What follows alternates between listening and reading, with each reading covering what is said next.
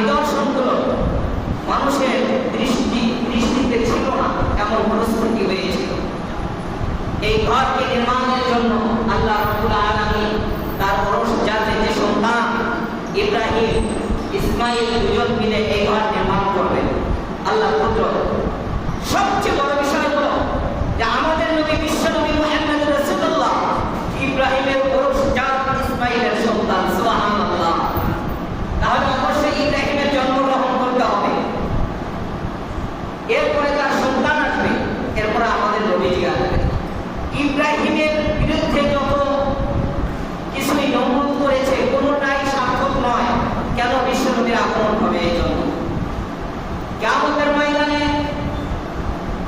মানুষ যখন জাহান্নামের এই প্রখর রৌদ্র থেকে দৌড়াইতে থাকবে, আনাসি আনাসি করতে থাকবে, হাসরের মাঠে মানুষ দৌড়াদৌড়ি করবে, ওই মুহূর্তে সবাই স্বজাতি নবীর কাছে চলে যাবে।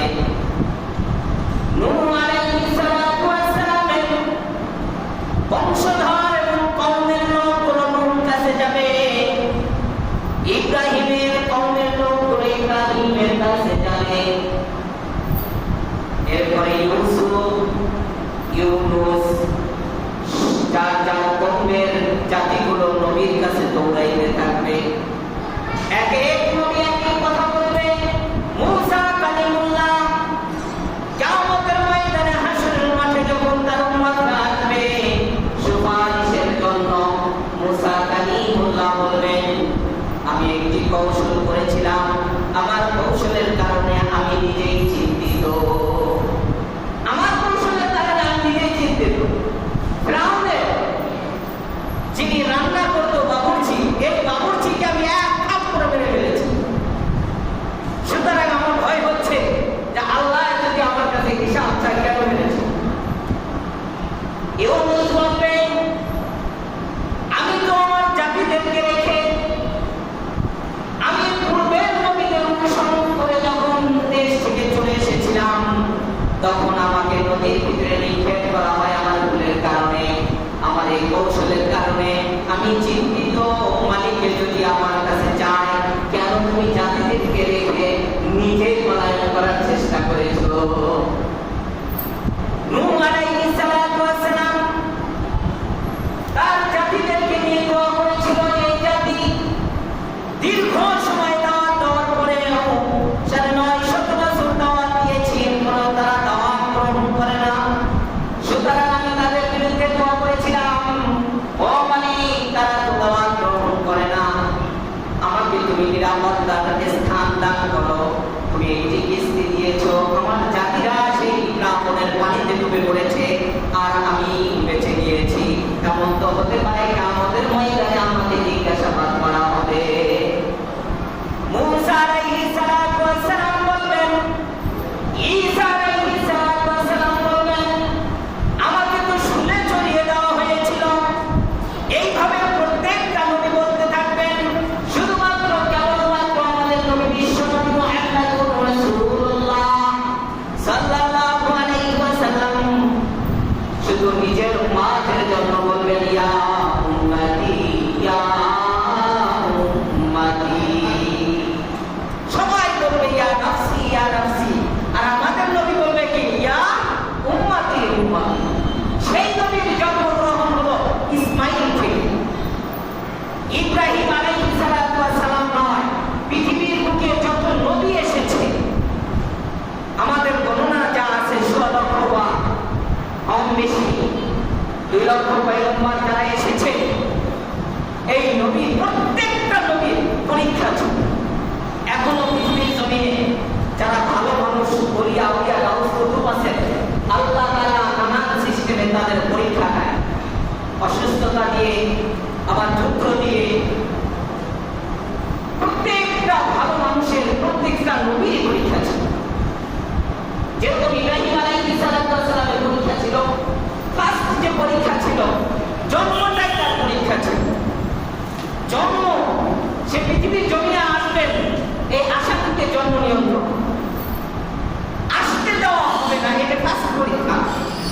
এরপরে বড় হওয়ার পর সে মূর্তি বিক্রি করতে গিয়ে এরপরে নমরুদ তাকে আগুনের কুণ্ডিতে ফেলে দেয়, আমরা জানি এটা, যে আগুনে তাকে নিক্ষেপ করে।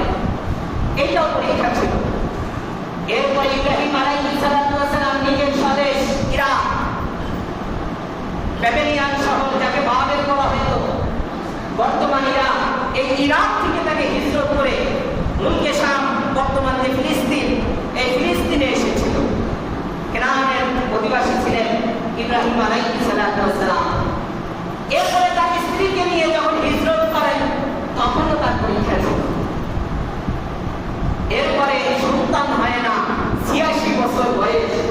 বলুন, আমাদের ৫-৭ বছর গেলে সমাজের ভিতরে নানান কথা শুরু হয়ে যায়, ঠিক কিনা বলেন? আর ৮৬ বছর বয়সে সন্তান নাই, এই জন্য মানুষ নানান কথা বলতো ইব্রাহিমকে। এই একটা পরীক্ষা ছিল তার। সূরাতুস সাফফাতের ভিতরে আল্লাহ সান্ত্বনা দিয়েছে, ইব্রাহিম অচিরেই তোমার সুসন্তান জন্মগ্রহণ করবে। বলেন সুবহানাল্লাহ। আমার সন্তান এত আমলের সন্তান, একটু বড় হওয়ার পর যখন একটু হাঁটতে পারে, সাইকেল করতে পারে, তখনও পরীক্ষা যে সন্তানকে তুমি কোরবানি করে দাও, ঠিক কিনা বলেন? পরীক্ষার উপরে পরীক্ষা। এরপরে আল্লাহ রাব্বুল আলামিন বলেন, তোমরা মাটি পুঁতে মিলে এই কাবা শরীফকে নির্মাণ করো। শেষ পরীক্ষা হলো নমরুদের সাথে যুদ্ধ করা। কি করা? নমরুদের সাথে যুদ্ধ করা। আজকে আমরা তিনটি বিষয় নিয়ে আলোচনা করব। ইব্রাহিম আলাইহিস সালামের জন্ম বৃত্তান্ত, কিভাবে জন্মগ্রহণ করলেন, এরপরে তার দুটি পরীক্ষা নিয়ে আলোচনা করব। কূপে নিক্ষেপ করা এবং অগ্নিতে তাকে নিক্ষেপ করা, দুটি বিষয়ের উপরে ইনশাআল্লাহ কথা হবে। ইব্রাহিম আলাইহিস সালাম যখন বাবেল, বর্তমান ইরাক, আমরা যে শহরকে বলি বাগদাদ, এই বাগদাদ শহরের ভিতরে মানুষ ছিল জাদুকর, মানুষ ছিল সেই যুগে, এখনকার যুগেও তারা জাদুকর, সেই যুগে ছিল তারকা পণ্ডিত এবং বিভিন্ন বিষয়ের উপরে তারা গবেষণা করত। ঠিক যখন নমরুদ ২০০ বছর পার করলেন তার হায়াত, পার হওয়ার পর ভাবতেছিল যে আমার এত লম্বা হায়াত, এই হায়াতের মধ্যে তাহলে তো আমি খোদা, আনা রাব্বুকুল আ'লা, পৃথিবীর বুকে আমি সবচেয়ে বড় খোদা। আল্লাহ রাব্বুল আলামিন এই পৃথিবীর জমিনে ৪ জনকে বাদশাহী দিয়েছিলেন, কেউ অল্প পৃথিবী, কেউ তার থেকে কম বেশি। ২ জন ছিলেন ধার্মিক আর ২ জন ছিলেন কাফের। একজন ছিল বাদশাহ সুলাইমান। বাদশাহ সুলাইমানকে আল্লাহ রাজত্ব দিয়েছিলেন। বাদশাহ যুলকারনাইন, তাকে আল্লাহ রাব্বুল আলামিন রাজত্ব দিয়েছিলেন। আর ২ জন ছিল কাফের। ১ নম্বরে ছিল বখতেনসর, ২ নম্বরে ছিল নমরুদ। নমরুদের পরের স্থান ছিল ফিরআউন। এদেরকে আল্লাহ রাজত্ব দিয়েছিলেন, বিশাল রাজত্ব, হায়াত দিয়েছিলেন লম্বা। কোন বর্ণনায় এসেছে ফিরআউন আর নমরুদের হায়াত ৪০০ বছর প্লাস ছিল। কত ছিল? ৪০০ বছর প্লাস।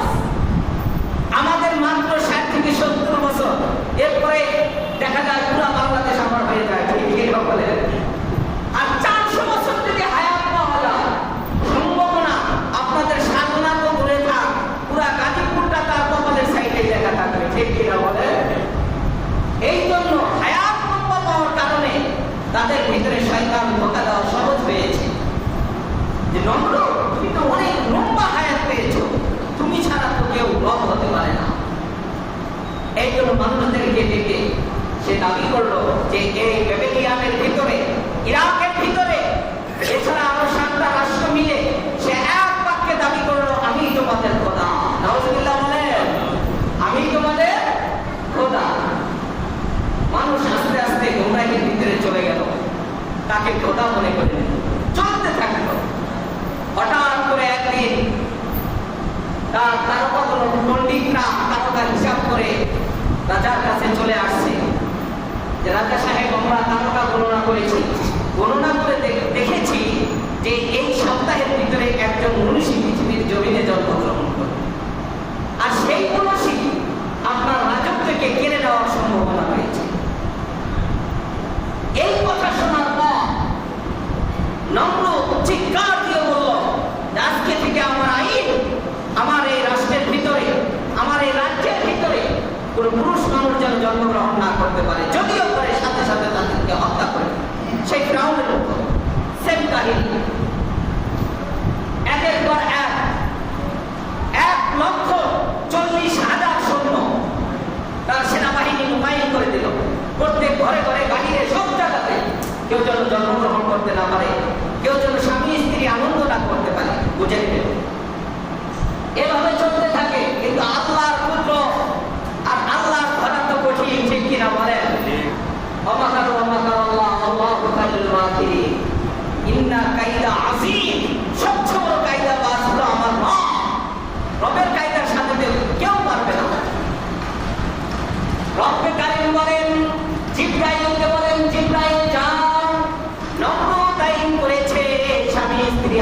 করতে পারবে না, দুজন মিলে মহাব্বতে আনন্দ করতে পারবে না। এমন জায়গায় আমি আমার পয়গম্বরের জন্মগ্রহণের ব্যবস্থা করব, যেই জায়গায় মানুষ সন্দেহ করার দূরের কথা, পুরো পশু পাখি পর্যন্ত সন্দেহ করতে পারবে না। আমি রব, আমার রবের কুদরত হলো সবচেয়ে বড়। জিবরাইলকে বলো, যাও, তুমি যাও। কানে কানে ইব্রাহিমের মা, ইব্রাহিমের আম্মা জানের কাছে মানুষের রূপ ধরে পাশে গিয়ে বলবো, আল্লাহ রাব্বুল আলামিন আদেশ করেছে তুমি আজকে রাতে চলে যাও সেই নমরুদের প্রাসাদে। এটা কানে কানে বলে দিল মানুষ রূপে জিবরাইল আলাইহিস সালাম। তার আম্মা জানের কানে যখন বলা হলো, এমন কঠিন পাহারাদার আর এমন এক অবস্থানের ভিতরে রেখেছিল যে কোনো সিস্টেমে যেন কেউ কারোর সাথে দেখা করতে না পারে। তার আম্মা জানের নাম ছিল আপনা, তার বাবার নাম ছিল আজব। তার বাবার নাম কি ছিল? আজব। আপনাকে বলে দিল, যাও তুমি। আল্লাহর আদেশ সেই দিন পাহারাদার হিসাবে আজবকে রেখেছিল ফিরআউনের প্রাসাদে, যে আমার এই প্রাসাদের রাজমহলের জন্য কেউ কারোর সাথে সাক্ষাৎ না করতে পারে। আজবের স্ত্রী আপনা, সে তো স্বাভাবিক আসতেই পারে কি না বলে? যখনই নমরুদ ঘুমিয়ে পড়ল, আল্লাহ রাব্বুল আলামিন কুদরতি হবে নমরুদের চোখে আর ঘুম চাপিয়ে দিল। সুবহানাল্লাহ বলে। গভীর ঘুমে নিমজ্জিত নমরুদ এই মুহূর্তে আপনা চলে আসছে তার স্বামী আজরের কাছে। অল্প কিছুক্ষণ তাদের ভালোবাসা বিনিময়ে আল্লাহ রাব্বুল আলামিন তার উপরে সেই ইব্রাহিমকে জন্ম দিলেন। বলেন না সুবহানাল্লাহ। জন্ম হওয়ার পর 7 দিন পেরিয়ে যাওয়ার পর সবাই আপন গতিতে চলতেছে, 7 দিনের ভিতরে জন্মগ্রহণ করবে, এজন্য আনন্দ নিয়ে সবাই চলতেছে। এর মধ্যে আল্লাহ রাব্বুল আলামিন তার মায়ের গর্ভে, আম্মা জান আপনার গর্ভে এই সন্তান আস্তে আস্তে বড় হচ্ছে। কিন্তু বর্তমান আমরা যা জানি, ডক্টররা যা থিওরি দেয়, সচক্ষে দেখি জানি যে মা বোনদের গর্ভে যদি সন্তান আসে তখন প্রত্যেক মাসের আল্লাহ প্রদত্ত রোগ পিরিয়ড, এই পিরিয়ডটা বন্ধ হয়ে যায়। ঠিক কিনা বলেন? কথা বলুন আমার সাথে, বন্ধ হয় কিনা? সন্তান যখন আসে তখন এটা বন্ধ হয়ে যায়, এই রানিং রোগটা তাদের আর থাকে না। কিন্তু আল্লাহ রাব্বুল আলামিনের কুদরত, যদি এটা বন্ধ হয়ে যায় তাহলে তো বুঝতে পারবে যে তার গর্ভে সন্তান আছে। এই জন্য এই পিরিয়ডের ব্লক জারি করে দিলেন, যাতে করে কেউ সন্দেহ না করতে পারে। সুবহানাল্লাহ বলে। এরপরে আমাদের মা বোনদের গর্ভে যখন সন্তান আসে, আস্তে আস্তে শারীরিক অবস্থায় একটু চেঞ্জ হয় কিনা বলে? কিন্তু আল্লাহ রাব্বুল আলামিন বললেন, না, আপনার যে পেটের অবস্থা, এই অবস্থা শেষ পর্যন্ত স্বাভাবিক থাকবে। সুবহানাল্লাহ বলে। যাতে করে নমরুদ ধরতে না পারে এর ভিতরে সন্তান আছে। এখন যখন 8 মাস 10 মাস হয়ে যাওয়ার পর গর্ভপাত হবে, এই মুহূর্তে এখন চিন্তিত, আমার গর্ভে তো সন্তান, কিভাবে এটা আমি প্রসব করবো, কোথায় করবো? যে পাহারাদার আর যে কঠোর নিয়মে রয়েছে, এখানে তো সম্ভব না। এই জন্য সে কান্নায় ভেঙে পড়লেন। সেই সময় ইবাদত যা ছিল, মালিকে ডাকাডাকি করা, প্রভুকে গড বলে ডাকা, এইভাবে ডাকতেছিল, গড তুমি আমাকে হেফাজত করো। সুবহানাল্লাহ। আল্লাহ রাব্বুল আলামিন জিবরাইলকে পাঠালেন, যাও, এখানে তো আমার বিশ্ব নবী জন্মগ্রহণ করবে, এই ওরসে আমার বিশ্ব নবী আসবে, অবশ্যই তার জন্মগ্রহণ করতে হবে এখানে। তারপরে আপনি ইসমাইলের গর্ভে, ইসমাইলের ওরসে আসবে আমার নবী বিশ্ব নবী মুহাম্মদুর রাসূলুল্লাহ। তাহলে তো ইব্রাহিমের জন্মগ্রহণ করতে হবে। এই জন্য ইব্রাহিমের আম্মা জানের কাছে, আপনার কাছে গিয়ে বলো, চিন্তার কোনো কারণ নাই, আল্লাহ রাব্বুল আলামিন তোমার জন্য একটা মেডিকেল তৈরি করেছে। সুবহানাল্লাহ বলে। আর ডক্টর হিসেবে নিযুক্ত করেছে আমি জিবরাইলকে, আর নার্স হিসেবে নিযুক্ত করেছে আমার প্রহরীদেরকে। বলেন না সুবহানাল্লাহ। রব্বে কারীম বলেন, যাও জিবরাইল যাও, আপনার জন্য তুমি ব্যবস্থা নাও, পাহাড়ের পদদেশের ভিতরে এমন নির্জন জায়গার ভিতরে নিয়ে আসো যেখানে আমি রব সবকিছু সিস্টেম করে রেখেছি। সুবহানাল্লাহ। ইব্রাহিম আলাইহিস সালাম জন্মগ্রহণ করবেন। আল্লাহ রাব্বুল আলামিনের কুদরতিতে তার আম্মা জানকে নিয়ে পাহাড়ে নেওয়া হলো। পাহাড়ের ভিতরে জিবরাইল আলাইহিস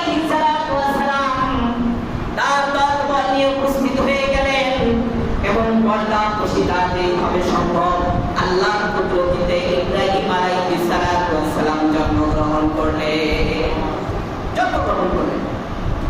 এখন এই ছোট বাচ্চা আপনারা খুব ভালো বোঝেন, তাদের পাশে লোক থাকার প্রয়োজন আছে কিনা? যদি এই বাচ্চাটা গ্রামে নিয়ে আসে তাহলে বেঁচে থাকবে? সঙ্গে সঙ্গে হত্যা হবে। এই জন্য বাচ্চা নিয়েও টেনশন, কোথায় রাখবো, কি করবো। আল্লাহ রাব্বুল আলামিন বললেন তার রিজিকের ব্যবস্থাও আমি করেছি, আমি রাজ্জাক। সুবহানাল্লাহি ওয়া বিহামদিহি। আমরা তো সন্তান নিতে ভয় পাই, ভাই কিরা বলেন? একটু গায়ে লাগবে আপনাদের। আমরা দেখবেন বই পুস্তকে লেখা থাকে একটি সন্তানই যথেষ্ট, দুটির বেশি নয়, একটি সন্তানই যথেষ্ট। আছে কিনা? জন্ম নিয়ন্ত্রণ বিল ইত্যাদি ফেমিকন ইত্যাদি কাজ শুরু হয়ে যায়। কি জন্য জানেন? রিজিকের ভয়। কিসের ভয়? আমি আমার ক্ষুদ্র জ্ঞান থেকে বলি, আমরা ভাই আর আমার যে ভাই আর বোন, আমরা সংখ্যায় বেশি, এই জন্য এই কথা বলতে পারি। অনেকে দেখবেন এক ছেলে, শুধু এক ছেলে, ঠিক কিনা? এই ছেলেটা আদরে অনেক বড় হয়, বড় হওয়ার পর এমন আদরে বড় হয় যে বাদর হয়ে যায়, ঠিক কিনা? কথা বলা যায় না তাকে, উস্তাদিতে বড় হয়, আল্লাহকে বড় হয়। আর সন্তান যখন বেশি হয়, মহব্বত ভালোবাসার তো বন্ধন হয়ে যায়, ঠিক কিনা বলেন? আচ্ছা, আল্লাহ না করো আপনার একটাই ছেলে, এই ছেলেটা যদি মারা যায় আর কোথায় যাবে? যদি মারা যায়, ছেলেটা একটাই। আপনার ছেলে যদি পাগল হয়ে যায় আর কই হবে? আর ছেলে যদি তিনটা হয়, একটা হয়, একটা ইঞ্জিনিয়ার হবে, একটা সেনাবাহিনী হবে, একটা ডাক্তার হবে, আল্লাহ না করে একটা পাগল হবে, ঠিক কিনা বলেন? তাহলে বাকি সন্তানের মাধ্যমেও আপনি তৃপ্তি পাবেন। আপনি যে বললেন দুটি সন্তানের বেশি নয়, একটি হলে ভালো হয়, এই কথাটা কোন থিওরিতে বলেছে? এই থিওরির মূল কারণ হলো জন্ম নিয়ন্ত্রণ। থিওরির মূল কারণ কি? জন্ম নিয়ন্ত্রণ। পৃথিবীর বুকে ফার্স্ট জন্ম নিয়ন্ত্রণের এই আবির্ভাব করিয়েছে নমরুদ। জন্ম নিয়ন্ত্রণ। সন্তান জন্মগ্রহণ করতে পারবে না। আরেকটি কথা বলি, যে গ্রামগঞ্জে দেখবেন যার সন্তান বেশি তার লাঠিয়াল বেশি, শক্তি বেশি, ঠিক কিনা? এখন আপনার হলো 10 জন ছেলে, আর একজনের ছেলে হলো 1 জন। জমি নিয়ে ঝগড়া, 1 ফিট জমি নিয়ে ঝগড়া হয় কিনা? কথা বলুন আমার সাথে, একটু বোঝানোর জন্য বলতেছি। 1 ফিট জমি, শুধু 1 ফিট জমি নিয়ে আমার এলাকায় 3 জন মারা হয়েছে, 3 জনই বর্তমান মাটির নিচে। তাহলে 1 ফিট জমি, এই জমি নিয়েও ঝগড়া হয়। এখন এই পাশের বাড়ি থেকে তার হলো 7 জন ছেলে, আপনার হলো 1 জন ছেলে। 7 জন যদি বের হয়, মুরব্বী যেটা আছে 7 জনের অবস্থা দেখে ওইটারও গায়ে শক্তি চলে আসে, ঠিক কিনা বলেন? ছেলেরা বের হয়েছে, এই বৃদ্ধ বাবাও যুবক হয়ে যায় যে ঠিক আছে আজকে দেখে ছাড়ো। তাহলে বোঝা গেল পাশের বাড়ি যার সাথে ঝগড়া তার তো ছেলে একটা। এমন পিটনা দিবে দেখবেন যে রোডের ভিতরে সাপের মতো সহায় রাখবে, ঠিক কিনা বলেন? এই অবস্থায় রাখবে আপনাকে। আর যদি আপনারও 7 জন হয়, তারও 7 জন হয়, তাহলে মোকাবেলা করা সহজ হয়, ঠিক কিনা? একজন সন্তানই যথেষ্ট, এই কথা বলবেন না, এটা কুফরি কথা। আপনি না নিলে না নিলেন, কিন্তু কথা বলা যাবে না, এটা কুফরি কথা। সোজা হবে মরণের পর, ওই সোজা হয়ে তো লাভ নাই। লাভ আছে? কথা বলেন, লাভ আছে না? বৃদ্ধ বয়সে এখন বললেন হুজুর সন্তান দেব, তখন কি সম্ভব হবে? না, সম্ভব হবে না। তো সোজা হতে গেলে আগেই হতে হবে, পরে সোজা হলে লাভ হবে না। ইব্রাহিম আলাইহিস সালাম জন্মগ্রহণ করলেন, করার পর ইব্রাহিমকে রেখে চলে আসবেন তার আম্মা জান। জিবরাইল আলাইহিস সালাম বললেন, ও মা, তোমার ভয় হলো আমার সন্তান এখানে না খেয়ে মরে যাবে, হিংস্র প্রাণীরা খেয়ে নিবে, ঠিক কিনা বলেন? হিংস্র প্রাণী তো আছে, যদি রেখে আসি তাহলে জঙ্গলের ভয়, যদি নিয়ে যায় ফিরআউনের নমরুদের ভয়। রেখে আসলে জঙ্গলিদের ভয়, আর নিয়ে আসলে নমরুদের ভয়। কি করবো বাচ্চা? আল্লাহ রাব্বুল আলামিন বললেন, জিবরাইল তুমি ওই বাচ্চার 3টা আঙ্গুল আছে দেখো, সফট আঙ্গুল, তাদের ছোট বাচ্চাদের আঙ্গুল, এই 3টা আঙ্গুল তার মুখের ভিতরে প্রবেশ করা। সুবহানাল্লাহ বলেন।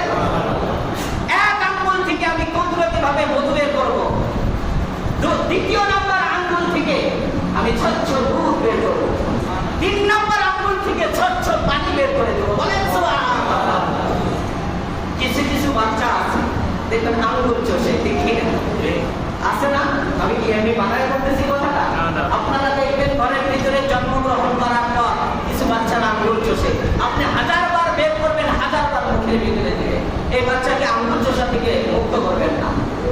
আল্লাহর কুদরতি ভাবে এই আঙ্গুলের ভিতরে তার মজা আছে, এই জন্যই সে আঙ্গুল চষে।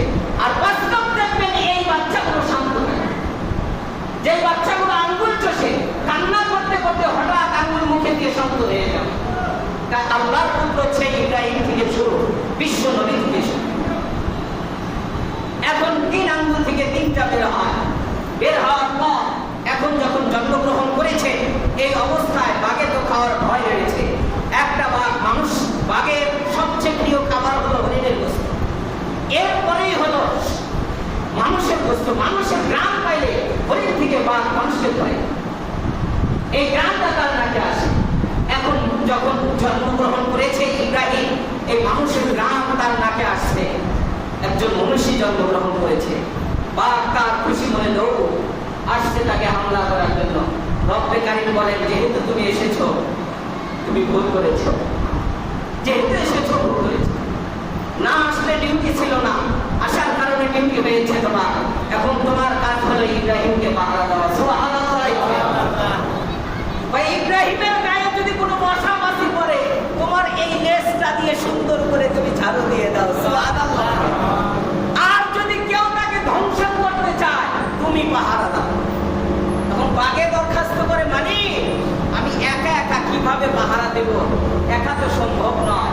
কয় না, তোমার সাথে আরো 3 জনকে নিযুক্ত করে নাও, কিন্তু কোনো বাঘ যেন আমার ইব্রাহিমের গায়ে একটা পশম পর্যন্ত নড়াচড়া করতে না পারে। সুবহানাল্লাহ বলে। যা হোক, ধীরে ধীরে ইব্রাহিম সেখানে বড় হলেন। 7 বছর বয়স হয়েছে। তাফসীরের কিতাবে নিয়ে এসেছে 7 বছরের ইব্রাহিমকে দেখতে 14 বছরের ইব্রাহিমের যুবকের মতো মনে হয়। এই পরিস্থিতি দেখে এরপরে ইব্রাহিমের মা আদনা আজরকে বললেন যে, দেখো একটা কথা বলছি, যে কথাটা বলতে আমার সাহস হয়নি। আমার একজন পুত্র সন্তান জন্মগ্রহণ করেছে, জঙ্গলের ভিতরে বাঘের সেই হেফাজতে রয়েছে। এখন সন্তান আজর বললেন, দেখি কি অবস্থা, যদি ডেট মিলে যায় তাহলে তো ওই সন্তানই হবে, আর যদি ডেট না মিলে যায় তাহলে তো আমার একজন সন্তান দরকার আছে। ঠিক কিনা বলে? এখন সেই সন্তান ইব্রাহিমকে নিয়ে আসছে। সামনে আনার পর তাকায় দেখে যে প্রায় 14 বছর বয়স। কত? 14 বছর যদি বয়স হয় তাহলে তো সেই ডেটের সাথে মিলে না, মিলে না। এই জন্য ভাবলেন, না, আমার সন্তান তো আগেই জন্মগ্রহণ করেছে, যার কারণে আমার সন্তানকে দেখে মনে হচ্ছে যে 14 বছর বয়স। তাকে বয়স জিজ্ঞাসা করার পর বলল, তুমি কি দেখো না কেমন হয়েছে তোমার ছেলে, তুমি একটা আইডিয়া করো, আমি নারী জাত হয়ে কিভাবে আইডিয়া করো। ইব্রাহিম খুশি, আজও খুশি হয়ে ইব্রাহিমকে রাজ দরবারে নিয়ে গেলেন। কারণ নমরুদের কথা ছিল যে সন্তানকে ধ্বংস করা, আর আল্লাহর আইন হলো যে ধ্বংস করতে চায় সেখানে আমি ওই সন্তানকে লালিত পালিত করবো। বলেন সুবহানাল্লাহ। এখন সে বাবার সাথে থাকে, কোথায় থাকে? তার বাবার রাজ্যে, অর্থাৎ নমরুদের সবচেয়ে স্বরাষ্ট্রমন্ত্রী ছিল আপনার আজর।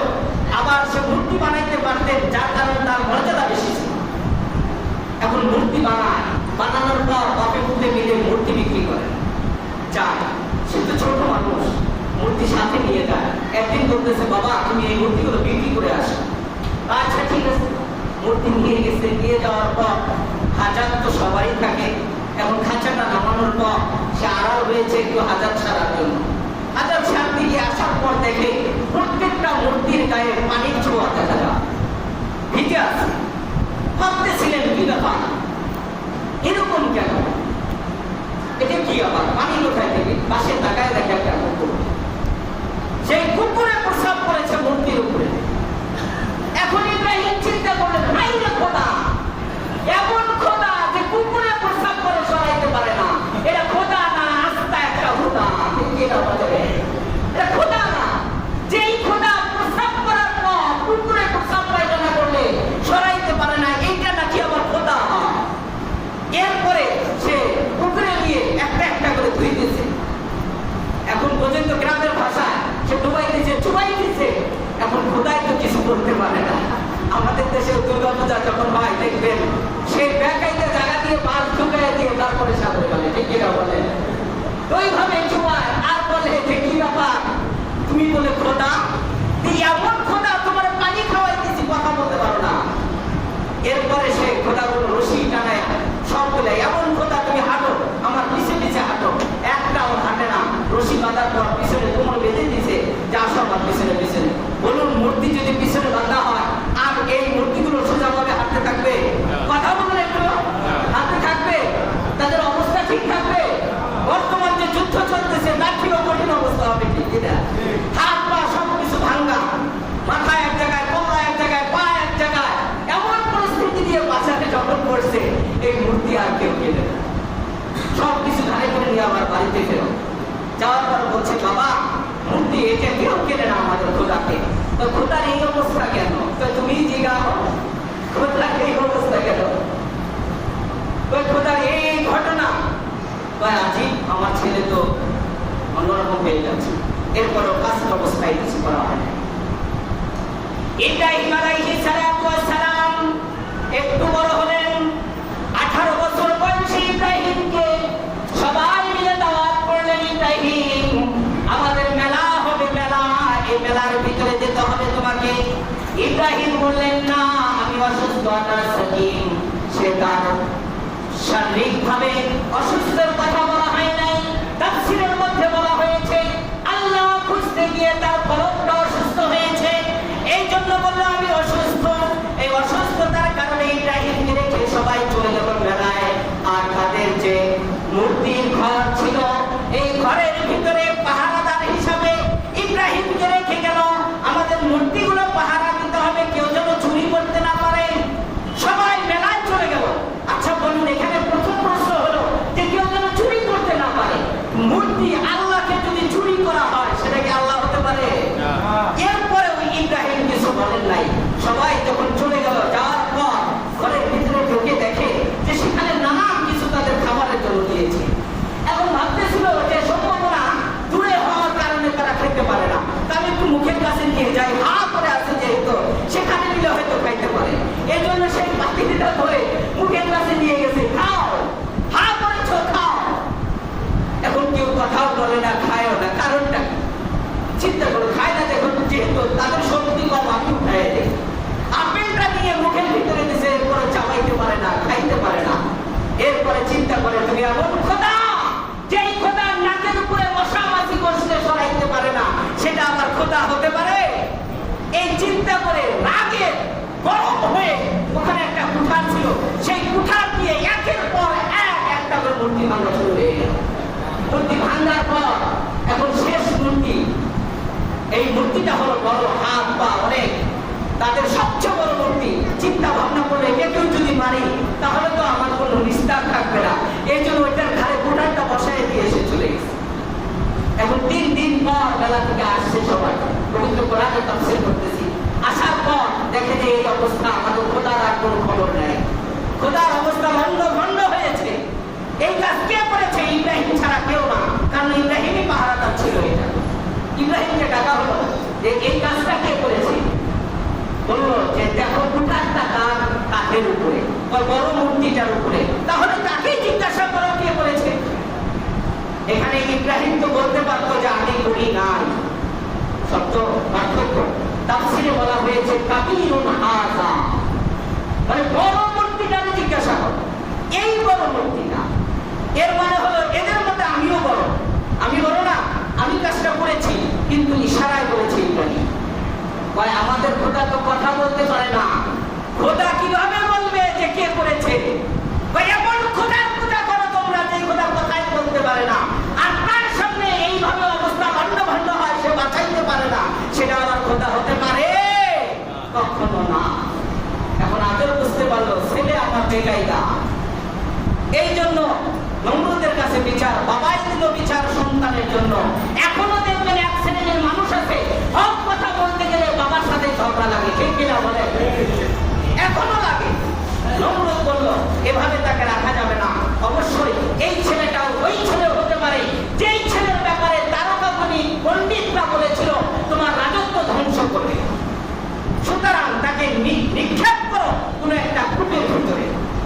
হাত পা বেঁধে ইব্রাহিমকে নিয়ে অন্ধকার এক জঙ্গল, বিরান কূপ, সেই কূপের ভিতরে নিক্ষেপ করবে। ইব্রাহিম তার জবানে বলেছিল, বাবা তুমি আমাকে ছেড়ে দাও, আমি দেশ ছেড়ে চলে যাব, কোনোদিন আর আসবো না, কিন্তু আমাকে কূপের ভিতরে নিক্ষেপ করবে। কিন্তু বাবা হয়ে তার হাত পায়ে রশি বেঁধে যখন নিক্ষেপ করবেন, ঠিক এই মুহূর্তে আল্লাহ রাব্বুল আলামিন গায়েব থেকে জিবরাইলকে বলে, জিবরাইল যাও, কূপে পড়ার আগে তুমি পাক সেজে আমার বন্ধুটাকে হেফাজত করো। বলেন সুবহানাল্লাহ। ইব্রাহিমকে কূপের ভিতরে নিক্ষেপ করা হবে। ইব্রাহিমকে নিয়ে যখন প্রস্তুতি নেওয়া হলো কূপের ভিতরে নিক্ষেপ করবে, ঠিক এই মুহূর্তে জিবরাইল আলাইহিস সালাতু ওয়াস সালাম হিংস্র একটি বাঘ হয়ে কূপ থেকে সামনে দাঁড়িয়ে গেল। যখন নিক্ষেপ করা হলো ইব্রাহিমকে, সবাই খুশিতে আনন্দে চিত্তে মেতে উঠল, কিন্তু ইব্রাহিম আলাইহিস সালাতু ওয়াস সালাম বাঘের পিঠে সওয়ার হয়ে ওখান থেকে আওয়াজ দিয়ে বলল, আমার ওই আসমানের মালিক আমাকে হেফাজত করেছে।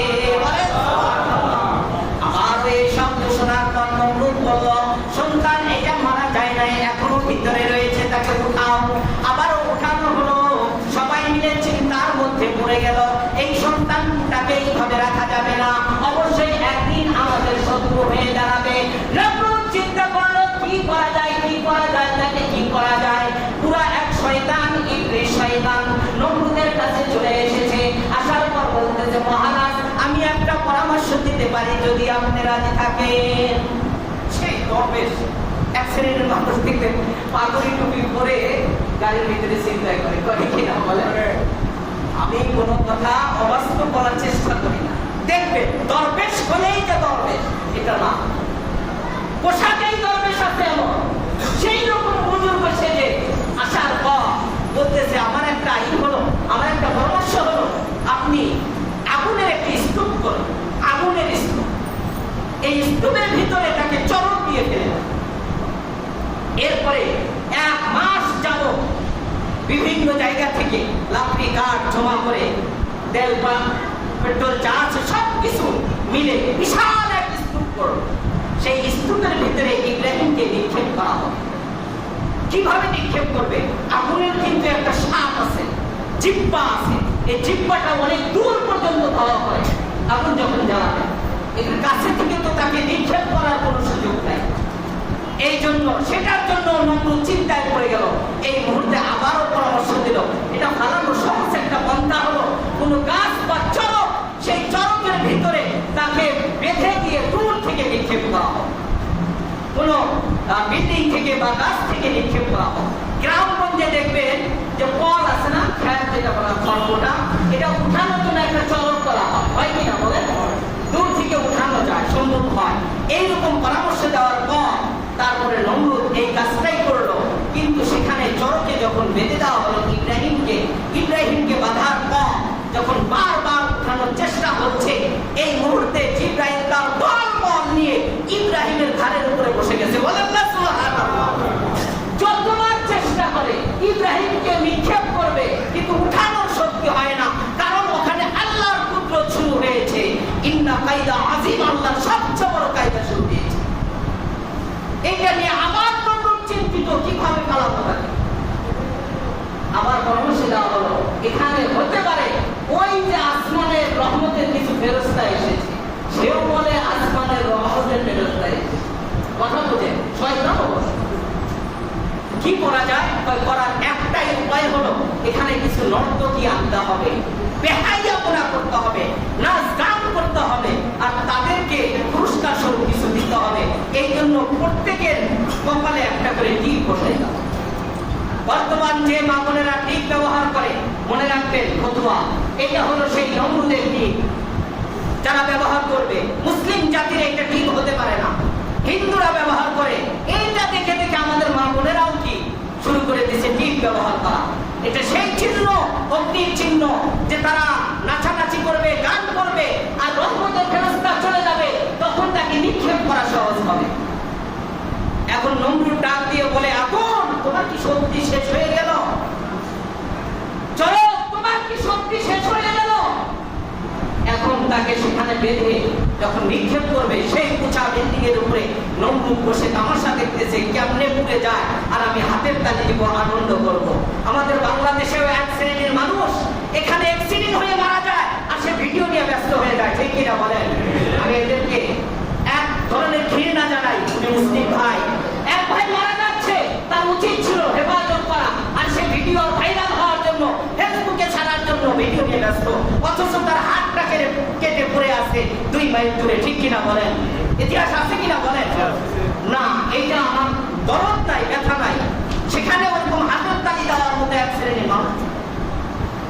এখন হাতের তালি দিবে, যখন তাকে ফেলে দিবে, এইভাবে তো ফেলে দেওয়া যাবে না, মানিজ্যতের ব্যাপার, উলঙ্গ করতে হবে। উলঙ্গ কে করবে? ইব্রাহিমকে যে ফেলে দিতে পারবে, উলঙ্গ করতে পারবে, সেই যুগে 2000 দিরহাম উপহার দেওয়া হবে। এখন তার বাবা ভাবতেছিল যে আমারই তো সবচেয়ে মানিজ্যতের ঘাটতি, তাহলে পুরস্কারটা ছাড়বো কেমনে, আমি কাজটা করি। বলেন নাউজুবিল্লাহ। আজর গিয়ে তার সন্তানের এই লুঙ্গি জামা সব কিছু খুলতেছে আর বেরিয়ে পড়াইতেছে। ওই সময় বলে, বাবা তুমি না আমারই বাবা, তুমি কিভাবে এটা করতে পারো? ভাই আমি করতে পারি, আমার সেই 33 কোটি দেব তুমি মুখে তুমি কালি লাগাইছো এই জন্য। এখন সবকিছু প্রস্তুতি নিয়ে তাকে নিক্ষেপ করা হলো। নিক্ষেপ করার পর ইব্রাহিমকে যখন নিক্ষেপ করা হয়, তখন সে দূর থেকে দেখে আর হাসে আর আনন্দ করে। করার সাথে সাথে তো বর্ষ হয়ে যাবে, ছাই হয়ে যাবে না। ইব্রাহিম করার সঙ্গে সঙ্গে দেখা যাচ্ছে সে আপন গতিতে আছে। তখন চিৎকার দিয়ে বলে, আগুন তোমার কি শক্তি শেষ হয়ে গেল? আমার শক্তি শেষ হয় নাই, তুমি এখানে এসে দেখো শক্তি আছে কিনা। সুবহানাল্লাহ বলে, শক্তি শেষ হয় নাই, তুমি আছো। তুমি আসলে বুঝতে পারবে শক্তি আছে কিনা। কিন্তু মালিকের অর্ডার হয়েছে, কুলনা ইয়া নারু কুনি বারদাও ওয়া সালামান আলা ইব্রাহিম। রব্বে কারীম আদেশ করলেন, ওয়া কুন তোমার তো শক্তি আছে, সামর্থ্য আছে। আমি রবের আদেশে তোমাকে বলে দেই, আমার ইব্রাহিমের একটি পশম যেন না পড়ে, ইব্রাহিমের যেন কোনো ক্ষতি না হয়। আগুনকে আদেশ করা হলো, তোমার সবকিছু ঠিক থাকবে, কিন্তু ইব্রাহিমের গা চড়ানো যাবে না। রব্বে কারীমকে আগুন প্রশ্ন করলেন, তাহলে কেমন হয়ে যাব? মালিক বলেন, তুমি শান্ত হয়ে যাও। এমন শান্ত হয়েও না, এমন ঠান্ডা হয়েও না, আমার বন্ধু যেন শীতে কম্পিত হয়ে যায়, আবার এমন গরম হয়েও না, আমার বন্ধুর যেন কষ্ট হয়ে যায়। সালামান আলা ইব্রাহিম, এয়ার কন্ডিশন হয়ে যাও, এয়ার কন্ডিশন হয়ে যাও। আগুনটার এমন অবস্থা হবে না ঠান্ডা না গরম, না ঠান্ডা না গরম। আল্লাহ রাব্বুল আলামিন যখন ইব্রাহিমকে নিক্ষেপ করা হয়, সঙ্গে সঙ্গে জিবরাইলকে আদেশ করলেন, জিবরাইল যাও, আমার বন্ধুকে উলঙ্গ করে নিক্ষেপ করা হয়েছে। জাতির পিতা ইব্রাহিম আলাইহিস সালাতু ওয়াস সালাম, তার বয়সে আসবে আমার নবী মুহাম্মদুর রাসূলুল্লাহ, সুতরাং তাকে উলঙ্গ রাখা যাবে না। জান্নাতি একটি পোশাক নিয়ে আমার ইব্রাহিমকে পরাইয়া দাও। ইব্রাহিম আলাইহিস সালাতু ওয়াস সালাম বৃদ্ধ বয়সে নাতিপুতি নিয়ে গল্প করতেন আর বলতেন, আমার সবচেয়ে আনন্দের জায়গা, আমার সবচেয়ে ভালো জায়গা, আমার সবচেয়ে সুখময় জায়গা ছিল ওই দিন, যেই দিন আমাকে আগুনের ভিতরে নিক্ষেপ করা হয়েছিল। সুবহানাল্লাহ, ওই দিনই সবচেয়ে আনন্দের জায়গা ছিল। সঙ্গে সঙ্গে পড়ার আগে সেই বালিশ আর আনন্দের বিছানা, রেশমি তুলার সেই পোশাক তাকে পরিয়ে দিয়ে আগুনের ভিতরে আল্লাহ রাব্বুল আলামিন 40 দিন রেখেছিলেন। সুবহানাল্লাহ বলেন, 40 দিন পর বের হয়ে সে তো সবকিছু তছনছ, নিজ গতিতে সে যাইতে থাকে। আল্লাহ রাব্বুল আলামিন তার রাস্তা দেখায় এবং সে চলে যায় ব্যাবিলিয়ান ছেড়ে, ইরাক ছেড়ে, মুলকে শাম বর্তমান ফিলিস্তিন, সেই ফিলিস্তিনের প্রদেশ কেনানের ভিতরে সে চলে যায়। জিবরাইলের মাধ্যমে একটি ঘর তৈরি করা হয়, সেই ঘরের ভিতরে থাকে, তার নাম হলো বাইতুল মুকাদ্দাস। কি নাম? বাইতুল মুকাদ্দাস। আল্লাহ আমাদের বোঝার তৌফিক দান করুন।